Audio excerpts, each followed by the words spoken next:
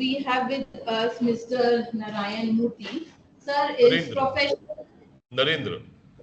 Sir Narendra Murty. He has worked not Narendra Murty yet.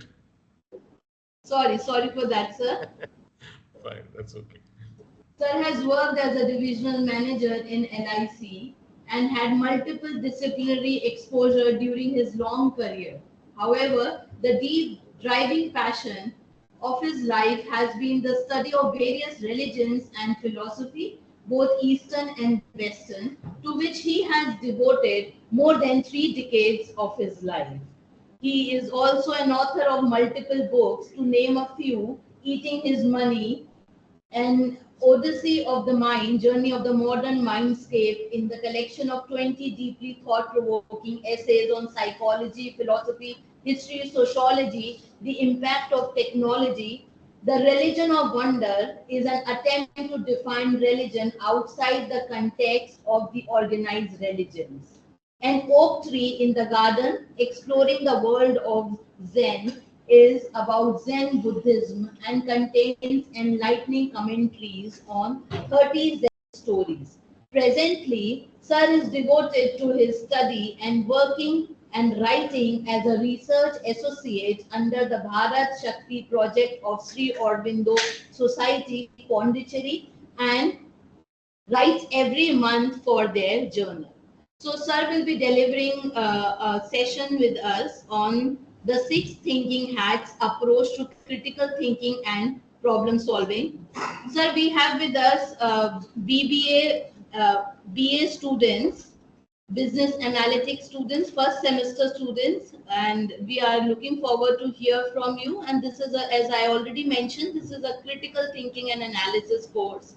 So it will be great if you enlighten us on critical thinking and the ways to solve problems and decision making. Thank you, Dr. Richa. Good morning, namaste to all my young friends. First of all, I would like to express my gratitude to Dr. Richa and to Jindal Global Business School for giving me this opportunity. It's always a pleasure to talk to youngsters like you. So today's session is about critical thinking, and there are several approaches to critical thinking. And one of the approaches which I like very much, which I studied during my career, was Edward de Bono's 6 thinking hats approach. Are any of you aware of it? Anyone? Any one of you please respond? No. Okay. Doesn't matter. So we would get an overview of that. So like I said, there are many approaches, and this is one of the approaches to critical thinking. So why do we need critical thinking in the corporate, in the field? Why do we need? Because decisions are to be taken. When decisions are to be taken, our thinking has to be effective. And for effective thinking, we have to take into consideration everything that is possible for us. In spite of our best efforts, many things could remain outside our scope. There are many things left out which we do not consider and which create problems later on. I'll be giving you examples of that during the presentation. So critical thinking or effective thinking takes into consideration all that is possible for us, and we make our best efforts to include everything. So critical thinking considers all the aspects that are possible to consider. That is our goal in critical thinking. Now, what do we mean by the 6 thinking hats? The name is a bit peculiar, isn't it? So 6 thinking hats basically is 6 ways of thinking. Our thinking can be of different kinds. There are people who are optimistic in life. That's a certain way of thinking. There are people who are pessimistic in life. That's another way of thinking. So these are all different ways of thinking. So when we apply this method of 6 thinking hats, we take into consideration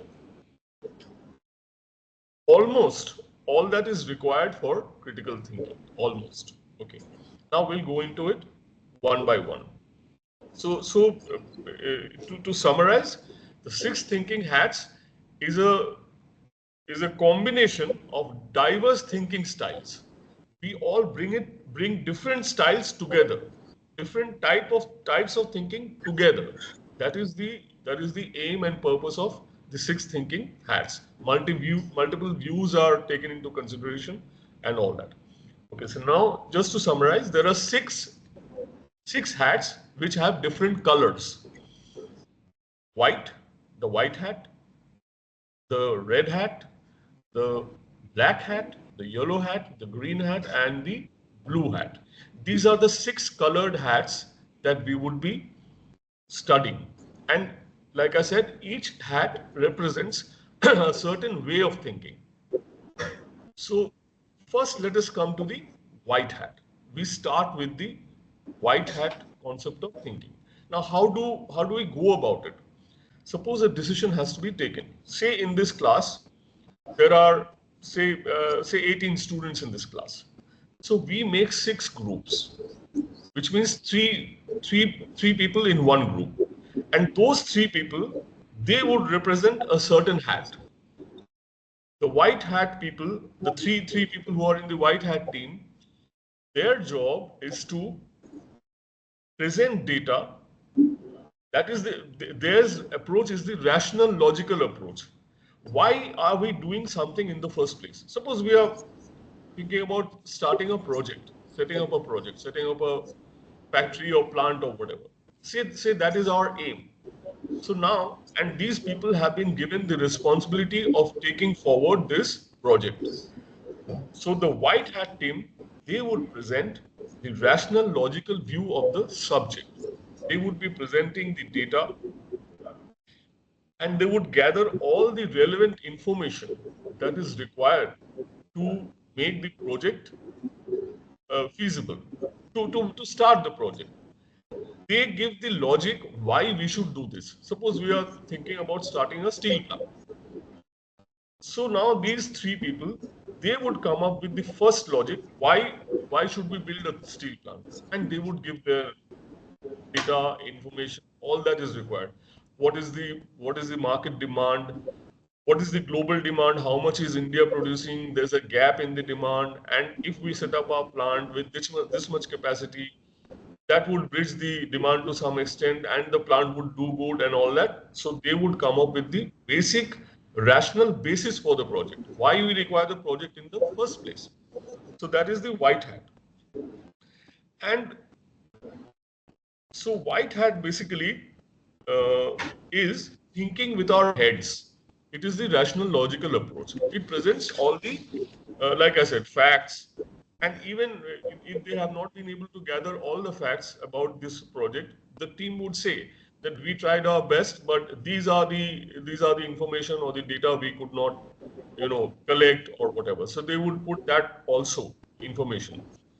So information, collection of data, presentation of data, being neutral about it, being rational about it, being logical about it, that is the work of the white hat.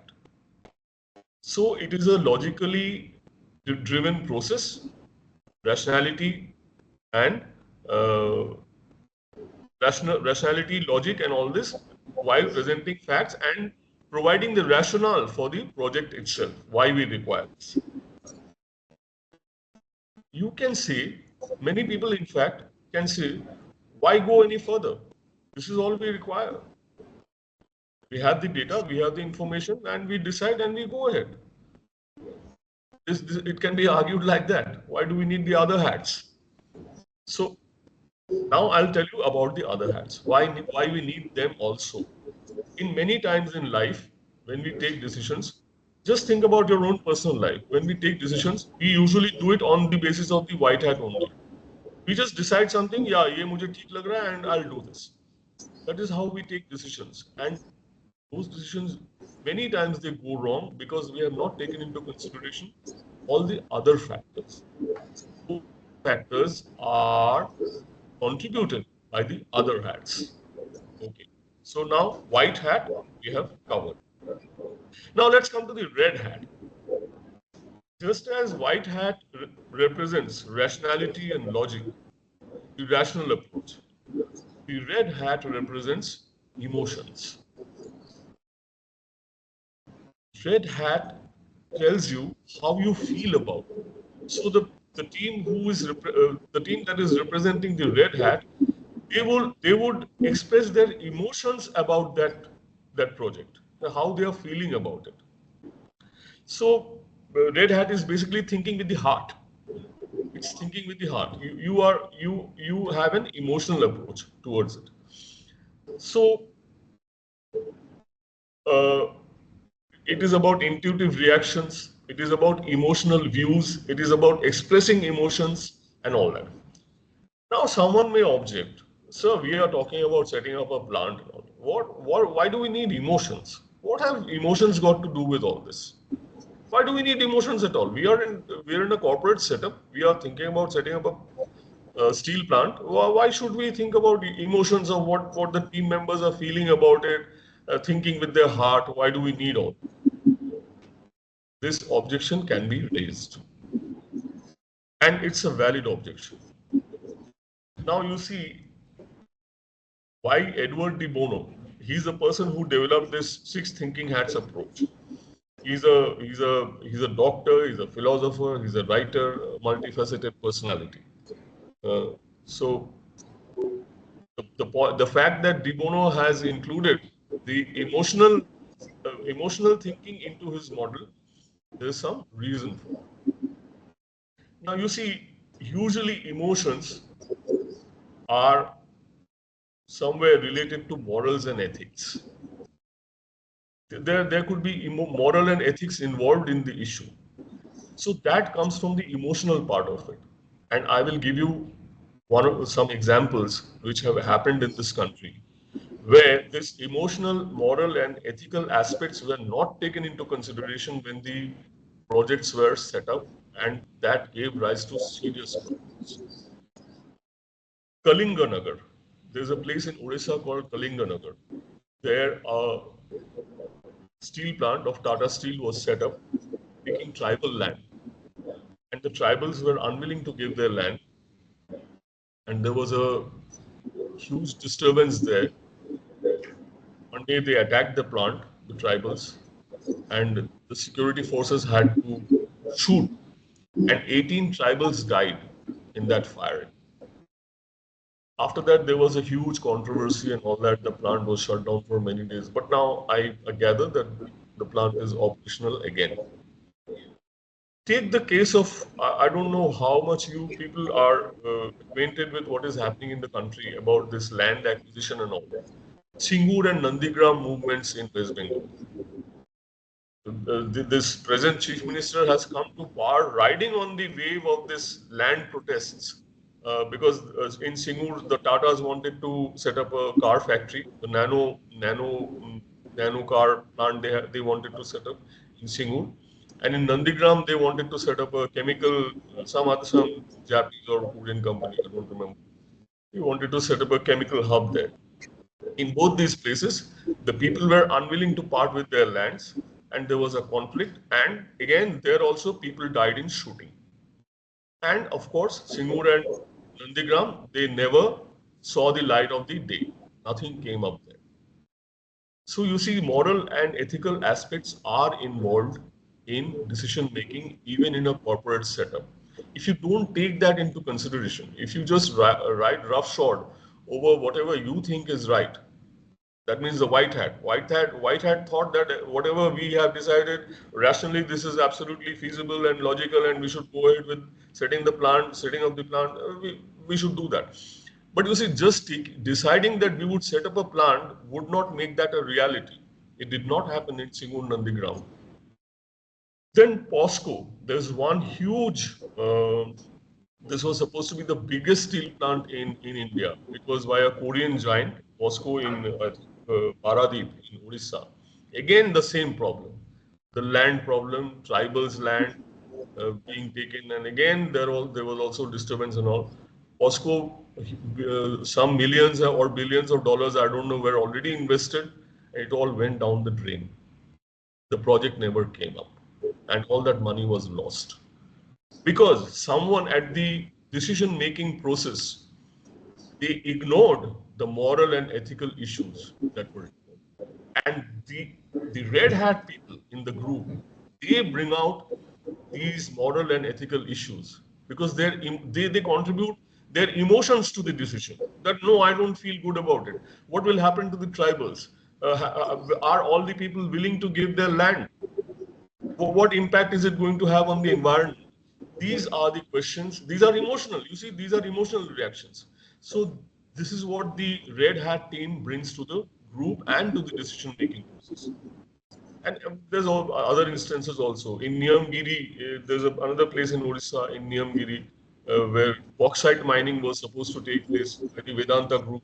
That also, they were supposed to dig up some hills and mountains which were sacred for the tribals, and ultimately it never happened. The Supreme Court ruled that no, this project cannot go ahead. We cannot, this is the tribals consider it sacred, so we cannot give the permission. So it was shelved. That bauxite mining project was dead before it could be born. So that is how things are. So this is what the red hat contributes to the thinking, the critical thinking of this decision-making process. Now we come to the black hat. Black, as usual, black usually is pessimism. There's the black hat team. You just note the main feature of each hat. You need not, take extensive notes. Just note what is the feature of each black hat. And I would be sharing with you the PPT. So you can have that PPT for your reference. So black hat basically is taking the, the negative view, the negative outlook, the pessimistic outlook. Black hat people will say all the things that could go wrong with the project. So they see the darker side of the thing, but in a non-argumentative way. They point out the negativities, and they say this could go wrong, that could go wrong. This is the black finding faults, errors, risks that are involved, the dangers that are involved, all the negative outcomes and consequences, pitfalls, weaknesses, threats. What are the weaknesses of this project? What are the threats that it could face? All this is the function of the black hat. Again, if this black hat had been applied properly in the case of those projects that I told you about, then probably those mishaps could have been avoided. So the black hat people tell us in the group that this is what is wrong. I find this is what is wrong with the project. This is the drawback. These are the odds of failure. So that is the function of the black hat people. Coming up with the worst case scenario, that this could go wrong. The worst case scenario, they'll come up with all that. What is plan B? Do we have a plan B if the project fails, or if there are serious problems at the implementation stage? Do we have a plan B for that? These are the questions that the black hat team puts and they bring into the decision making process. That is the seeing the darker side of the thing. That is the black hat. And yellow hat does just the opposite. So yellow hat is the optimistic view of the thing. They see the bright side of the thing. So they will come up with all the positive things that can happen in the project or in the decision making process. They see the positive side of it, the benefits, the opportunities, and they come up with optimistic ideas. I think this is very good. I think this would work very well. So they will support their contention with their own data or whatever, that we think this idea is a hit. This would be very good. That is how they put forward their point of view.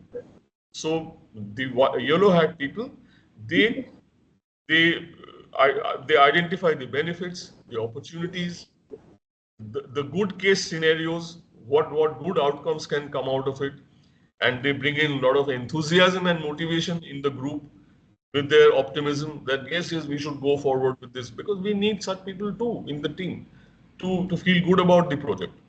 So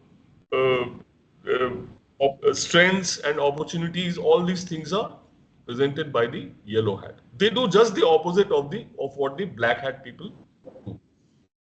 So if are any of you aware of the SWOT analysis? SWOT, SWOT. Any of you? You're aware. SWOT analysis. Strength, weaknesses, opportunities and threats. That is also another way of critical thinking. That is also another strategy of critical thinking, which is applied very frequently, much more frequently than the 6 hats thinking. SWOT analysis is covered by this black and yellow hats. Black and yellow hats, between these two hats, SWOT analysis is covered. So 6 thinking hats approach is a much broader, much more comprehensive strategy compared to the SWOT analysis. Though that is more popular, that is more widely used. But 6 thinking hats is, I think, it's more effective because it takes many more factors into consideration which SWOT analysis does not take. So now we have covered black and yellow hats. Like I said, seeing the brighter side of things and seeing the darker side of things. And between them, they cover the SWOT analysis also. Now we come to green hat. Green hat is basically creative thinking. Here in this group, we have the green hat people who come out with creative ideas, new ideas which have not been thought before by the white hat people, because white hat people are the initiators. So these green hat people, they come up with creative ideas, new ideas, like we say, out of the box thinking, brainstorming. So these are the key words of the green hat thinking, creative thinking, and their job is to provide ideas. Their job is not to, provide data and information and all that. No, that part is already taken care of by the other hats. So green hat people come up with bright ideas, new ideas, creative ideas. Many of them may not work out, but they are asked to give a free rein to their imagination and creativity, because that is also required for a successful project. Think of Facebook. All of you can easily identify with that example. Facebook in and out is basically a creative idea initially. It was a creative idea, bringing people together in a very easy and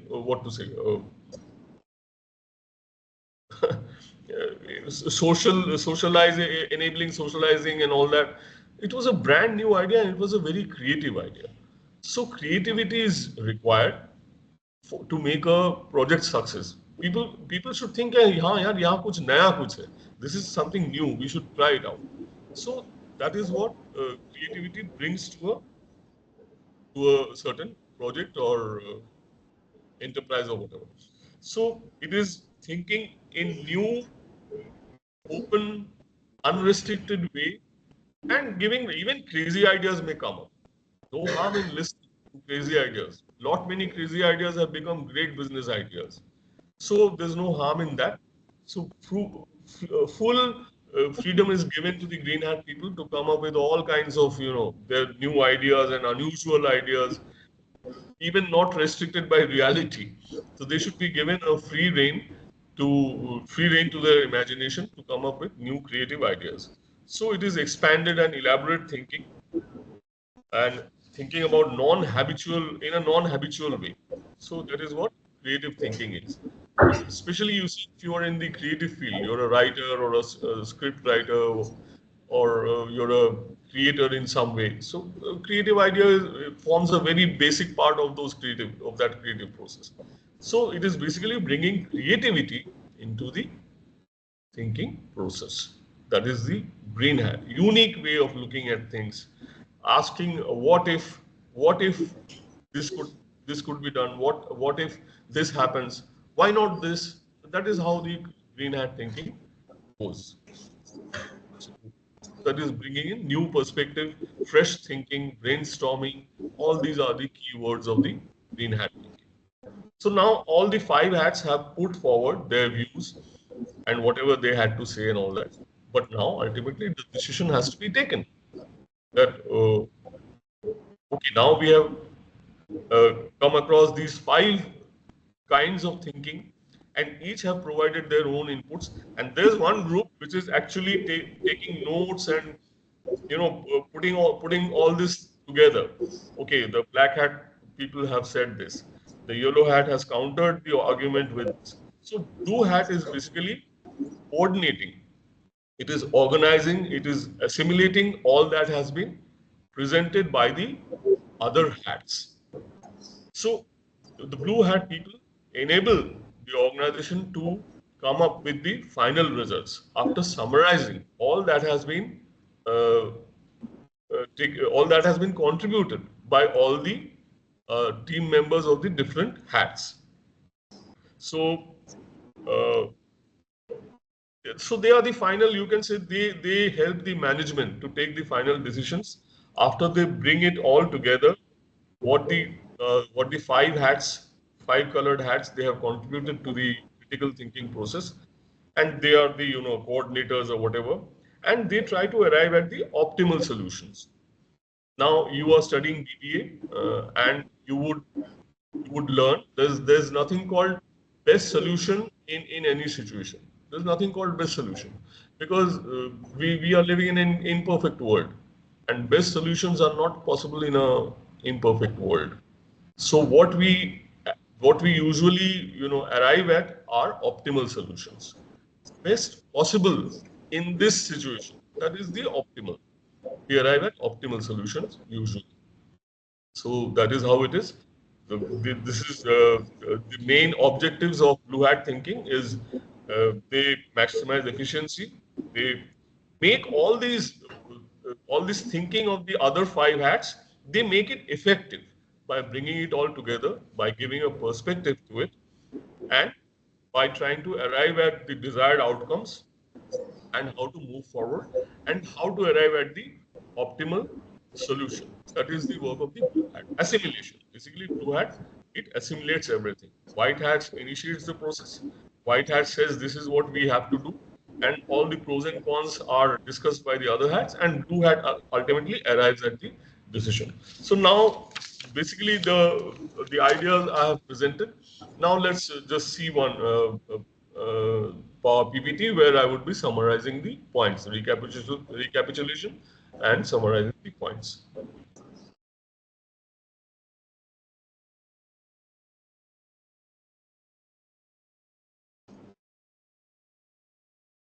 Can you see the screen? Yes, sir. So this is the 6 thinking hats approach to critical thinking and problem solving. Critical thinking is effective when all the aspects of an issue are taken into consideration. Usually our decisions, they sometimes go wrong because all the aspects are not taken into consideration. So critical thinking is effective when all the factors are taken into consideration. So this is Edward de Bono's 6 thinking hats: the white hat, the red, the black, yellow hat, green hat, the blue hat.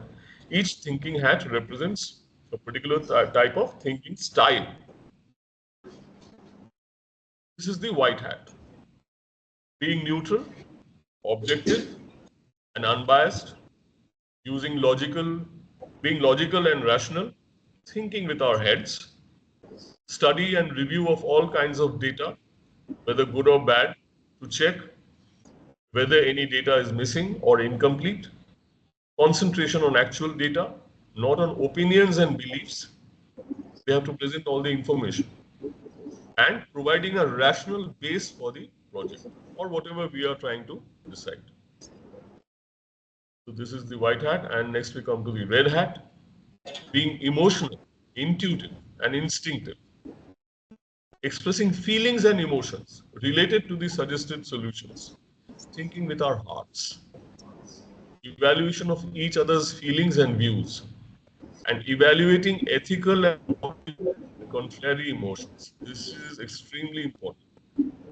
While taking decisions, while taking big decisions, if ethical and moral issues are ignored, which come from the emotions, then serious problems arise later on, and the whole project is jeopardized, like we have seen, and in those projects, POSCO and Niyamgiri and all, right? Being pessimistic, judgmental, and seeing the dark side of the matter. So their job is to criticize the whole project and pointing out the dangers and flaws, taking into account the disadvantages and risks involved, considering the worst case scenarios, eliminating the non-beneficial ideas. And this is what the black hat does, which is also again extremely important to have in the decision making process. So if we do not take the black hat seriously, then again we would run into serious problems in the future. And this is yellow hat. Of course, this is also required. We need to be hopeful and optimistic and positive, taking into account the advantages, concentrating on benefits and opportunities, best possible outcomes, seeing the bright side of things. And like I said, between the black and the yellow hats, we covered the SWOT analysis also. SWOT analysis is covered in these two hats. Now, green hat. Being creative, brainstorming, thinking out of the box, giving free rein to imagination, expressing new and creative ideas, vision, creative and unusual ideas, bringing in new perspectives. So all these creativity we try to bring in. Even a whole new project can start out of a new creative idea. A whole new project can start from this. So this is green hat, bringing creativity into it, and the blue hat. To manage, and this is what they do, they summarize, to manage, coordinate, summarize, and facilitate, focusing on the overall purpose, agenda, and goals, putting it all together, collating the data of the other 5 hats, and arriving at the optimal solution. Like I said, there are no best solutions in an imperfect world. So arriving at the optimal solution, and this is what is provided by the blue hat thinking. And finally, I would like to close with a inspiring quotation and guidance from Aurobindo, who says, "It is my belief that the main cause of India's weakness is not subjection, nor poverty, nor a lack of spirituality or religion, but a diminution of the power of thought, the spread of ignorance in the birthplace of knowledge." Why does he say birthplace of knowledge? Because you see, we are the oldest civilization in the world. 3,000, 4,000 years, we have scriptures which give out knowledge. So then he says, everywhere I see an inability or unwillingness to think, incapacity of thought or thought phobia. You would find this reflected in the society everywhere. He who can delve into and learn the truth about the world by thinking more, searching more, laboring more, gains more power. So that is what Aurobindo says. And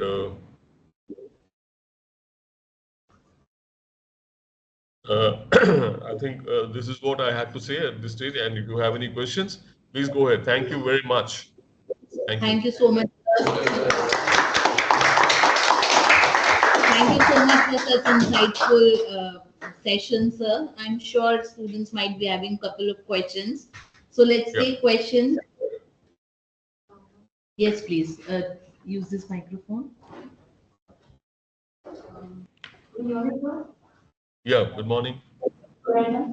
Yeah. So you said that in the real world there can be no perfect solutions or the best solutions, and there just can be optimal solutions. Yeah. And that we said about 6 hats. Obviously, we can't always take into consideration all the 6 hats. Something will be left behind. So my question is that if any situation we don't take the consideration of the red hat, or if something is optimally if it's morally wrong, is it still an optimal solution? Sorry, if it is morally wrong? Even if it's morally wrong, is it still an optimal solution? If it's morally wrong, whether that can be an optimal solution. You see, if something is morally wrong and you know about it, even when you are in the decision process, at this stage of taking a decision, if you are aware of that and still you go ahead with it, then it all depends on fate, what will happen. You could get lucky and things can go smoothly, maybe. And if you are unlucky, things could go very bad.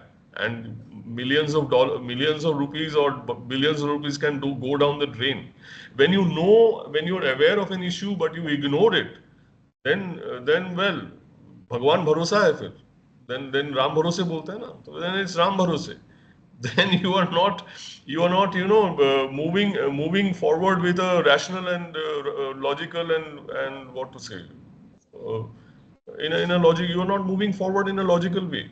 That decision itself is an irrational decision, that you know that moral and ethical issues are involved and you ignore it, and later on it creates a huge problem. You see, in these firings people have died. What a calamity it is for a company also, right? So you can't ignore moral and ethics. But yes, I do agree to your, to your point that there are instances where companies do ignore moral and ethical issues. They do ignore. That is a reality we cannot run away from. That happens. That happens in life. So, add on to what you said, sir, can we say that in long run, it is not a sustainable solution?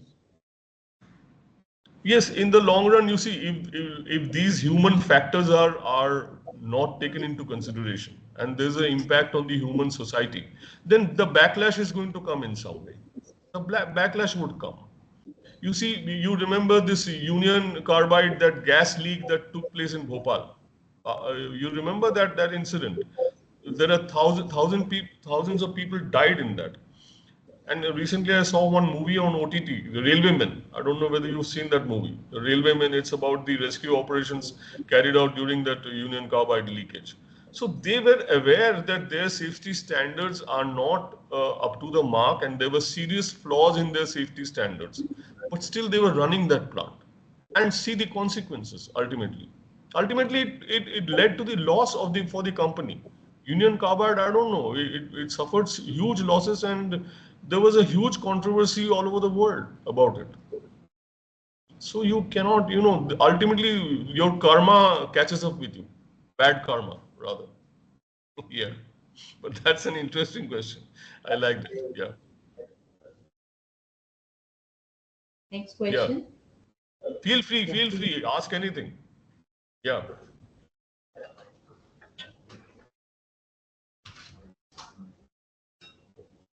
Hello. Yeah. So every time we will have time to evaluate all the six hats. If we have only we can choose four hats. How will you choose that? Which will be the most clear? Dr. Richa, I could not, the audio is not clear. Can you repeat the question for me, please? Imagine every time we can't evaluate all the six hats, right? Every time we are? We can't evaluate all the six hats. We can. Right. Imagine if we can only choose three. How will you do that then? Yeah, you see, here we are applying 5 or 6 ways of thinking. You are right that in spite of all this, there could be some factors which are still not taken into consideration by this model. After all, this is a model, and reality is much bigger than any models.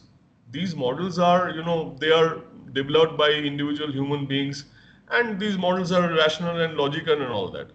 But you see, reality is very big. It's much bigger than logic and human rationality.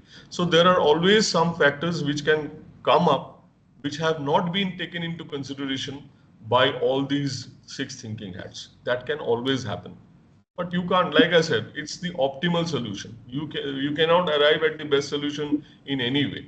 So you have to go forward with what you know best.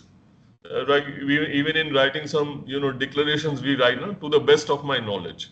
To the best of my knowledge. So that is how you proceed forward.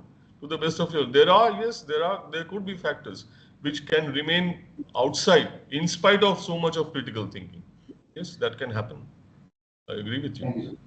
Yeah. Good morning, sir. Can you hear me? Good morning. Yeah. I'm Sachin, and my question is, how does the integration of the six hat approach enhance the decision-making process compared to a traditional SWOT analysis? Yeah. You see, in SWOT analysis, basically we are concentrating on the strengths and opportunities and weaknesses and threats. These are the four things we are considering in SWOT analysis. But in the six thinking hats approach, we are bringing in other factors also, like we are bringing in creativity, we are bringing in emotions, we are bringing in ethical and moral issues.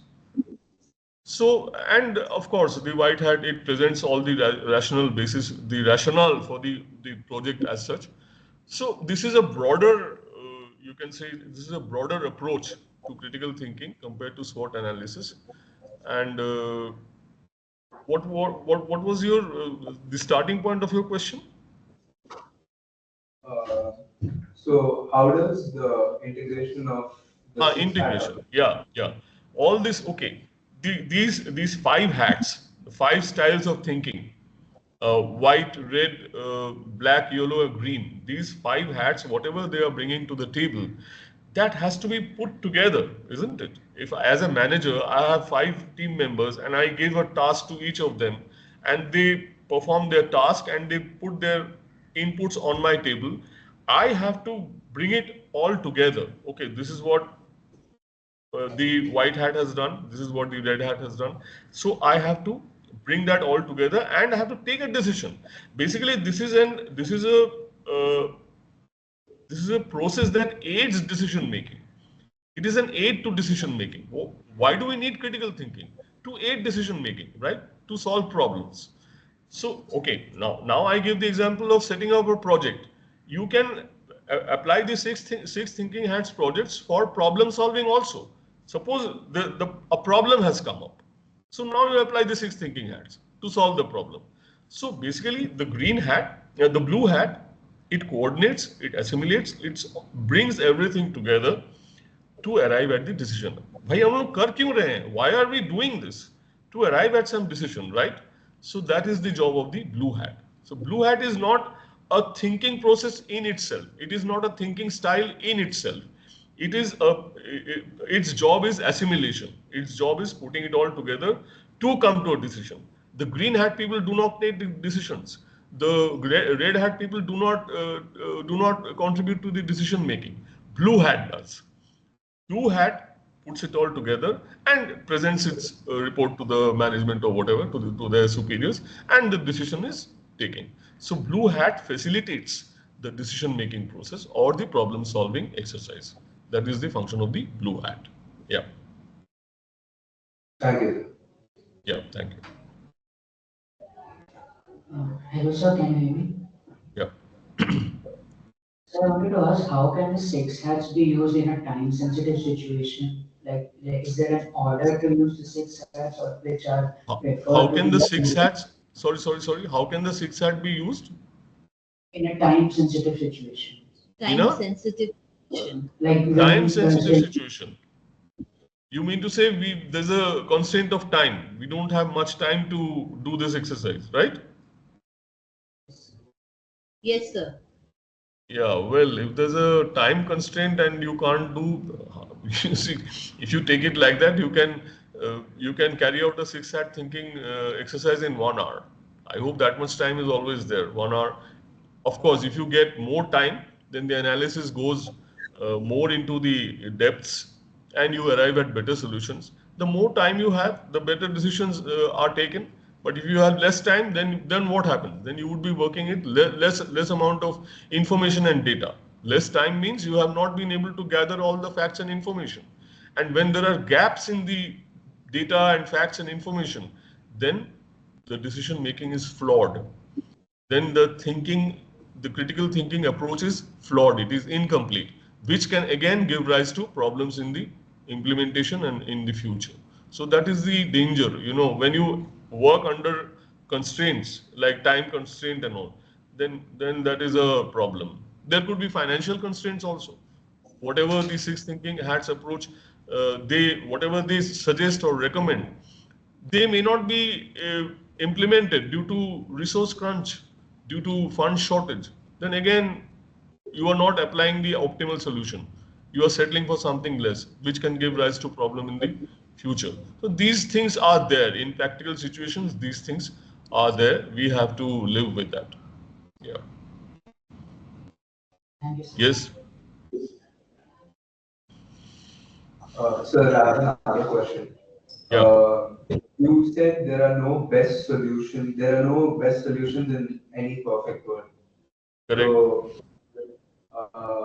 in this philosophical approach, um, No, this is like not a philosophical approach. This is a reality-based approach. okay, so in this approach, how Yeah. does it affect in the assessment of risk? So there are like many teams that are, assessing the risks of the world, and like in any problem, there are many risks that are undertaken. So when there is no best solution, how does one understand what is the most optimal solution in that Okay. situation? Okay. I think in your course you still haven't come to the stage where optimal solutions are discussed. I think from your questions I'm gathering that impression. Uh, you see, management, you would be studying management, BBA and MBA, whatever.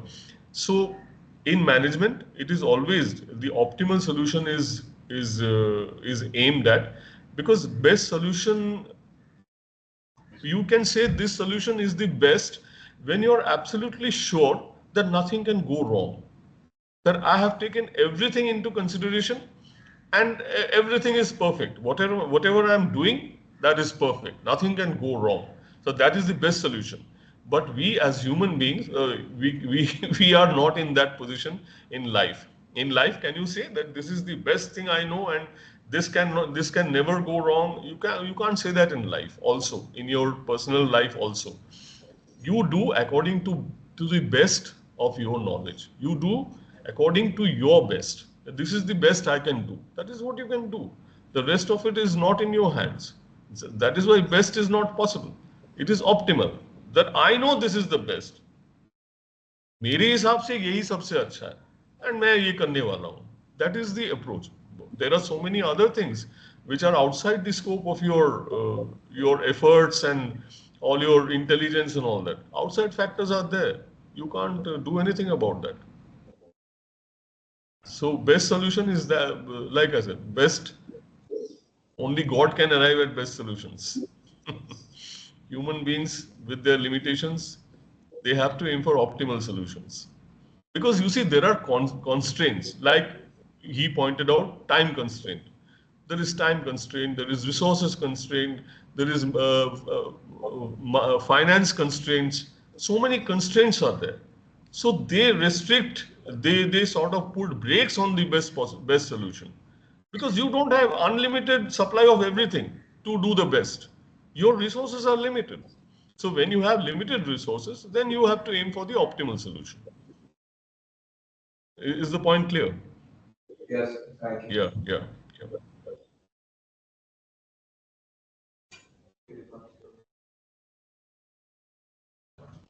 I'm so happy that I made all of you think. Good Yeah. morning, sir. Good morning. Yeah. Wanted to ask, while taking decisions in corporate jobs sector, like what are the barriers faced while coming to an optimal solution in practice? What are the barriers faced? That is just what I discussed right now. Constraints. Constraints are the barriers. There are a whole lot of constraints. Like I said, financial constraints could be there. Time constraints could be there. Human resource constraints could be there. To execute a certain project, you need a certain amount of people, say. You may not, though that kind of a team may not be available for you. Say you want to have 30 people in your team to execute a project. Your company says, sorry, I cannot give you 30 people, I can give you 20. So now you have to work with 20 people. So that is a human resource constraint.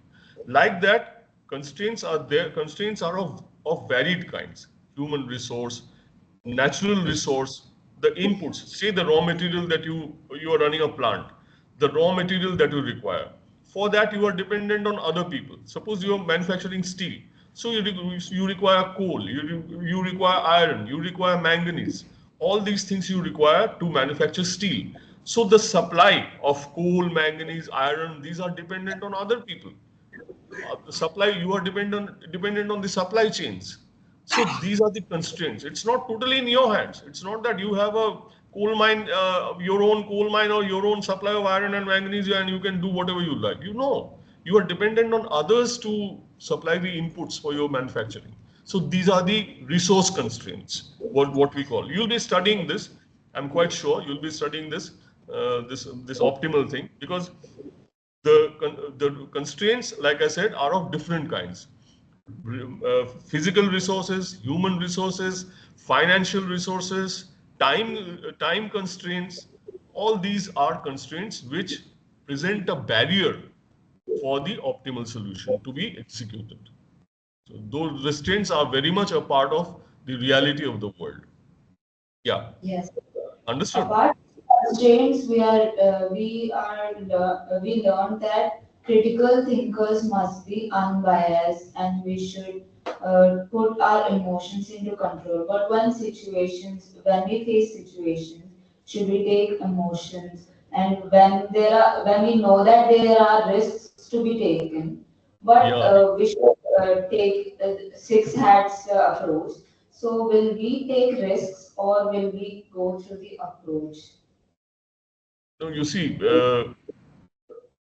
like emotions, I said, usually this is what happens. Emotions are not taken into consideration, and that leads to wrong decisions.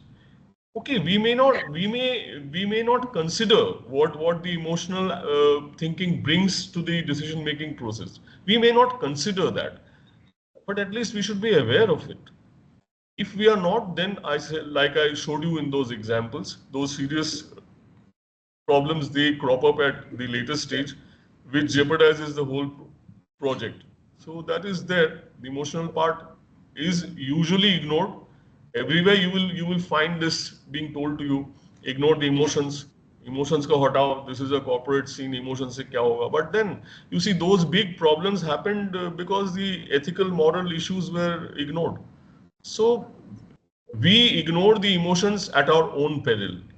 It creates at our own peril. We do that. We take that risk when we ignore such an important thing. But that is done. That in the real world, that is done. That is ignored. Yes. In many times in life, you see the opposite thing happens. You become too emotional and you don't listen to the voice of reason. Suppose you just to in a lighter vein, your boyfriend or girlfriend, you have your boyfriend or girlfriend, and your parents tell you, "Arey wo sahi nahi hai tumhare liye, he is not good for you." But you listen to that? No, because you let your emotion uh, guide you. So that thing happens in life too. The other side of it, you ignore your friends' advice, your parents' advice, and you go ahead with your relationship. That also happens in life. So you see, all these are different kinds of the other side of the coin. Yeah, yeah. Any other question? So last question, right? Good morning, sir. Good morning. Use that mic. So, sir, I wanted to ask, is there any, even a need to consider all the hats all the time? Is there any need? Is there even a need to consider all the hats all the time? For Is there example, any need to consider all the hats all the time? Well, that yeah, depends on you. You may ignore the other hats. You may choose one or two hats and go ahead with your decision. But then your critical thinking would remain incomplete. Like if you do SWOT analysis, like I told you, it's the black and yellow hat. That is SWOT analysis. Many people take decisions based on the SWOT analysis. They ignore red and green and all that totally. That is done all the time. Ignoring all the six hats, that is done all the time, or some of the hats. That is done all the time. Yes, that is also how people go about it. Well, if you don't take all the, like I said, effective thinking is effective when all the aspects are taken into consideration. If you do not take all the aspects, then your decision remains incomplete and flawed. And you have to go ahead with the risk. There are risks involved in such a decision-making process. Right? Even if in the field, like for example, in a time constraint situation, as you said, I won't even consider it like the blue hat. Because I think it will lead to overthinking. You won't consider the blue hat. Yeah.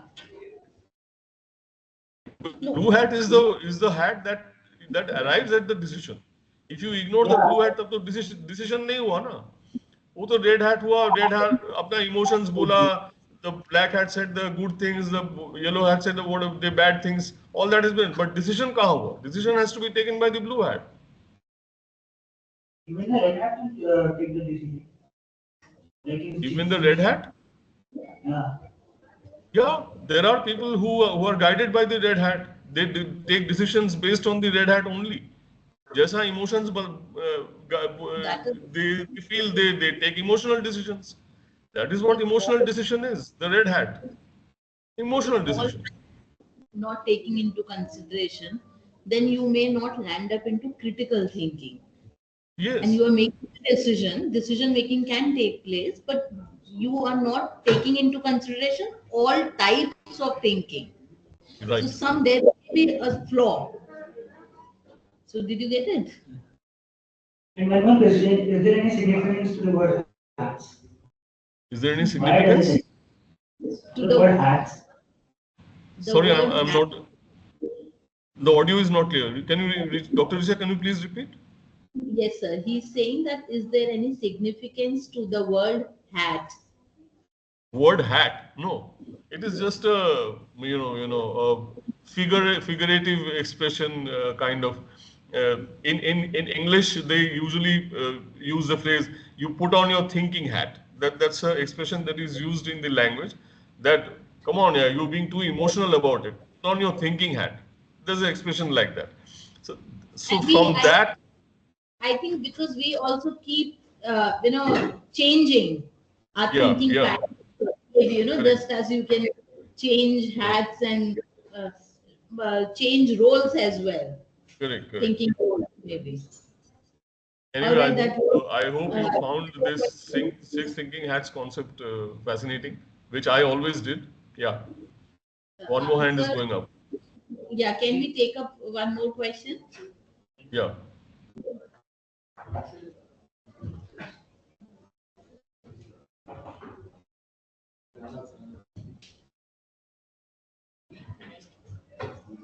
Good morning, sir. Good morning. Yeah.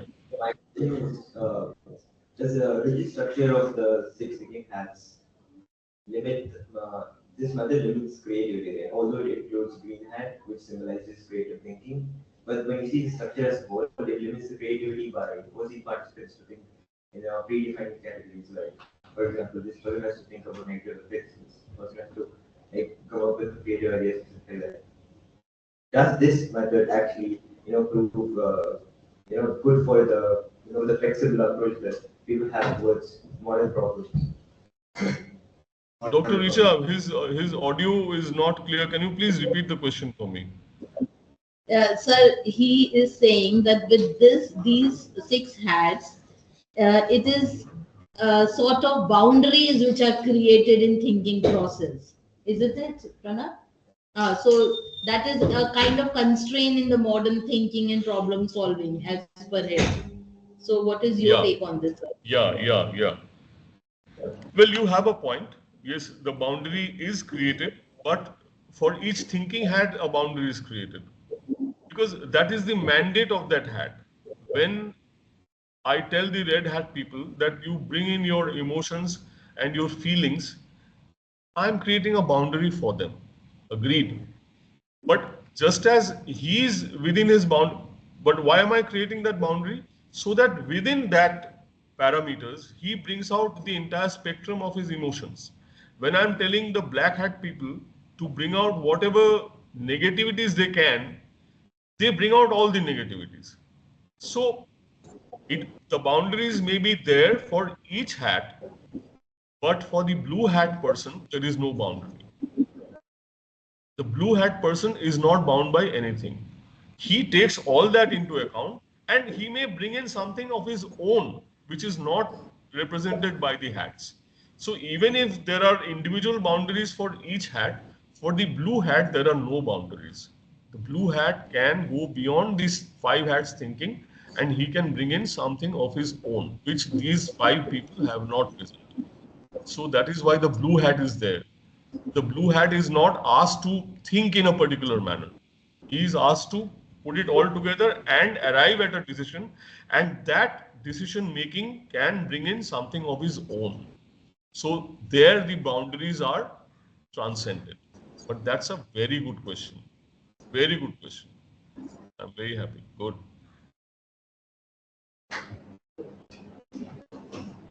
All right. So with this, sir, we come to an end. Thank you so much. It's such a pleasure to interact with bright youngsters like you. I mean, I feel so enthusiastic and young myself. Thank you very much for this opportunity. Thank you so much for your time, sir. We had a really enriching session with you. Looking forward for many more. Thank you so much, sir. Thank you. All right. Thank you.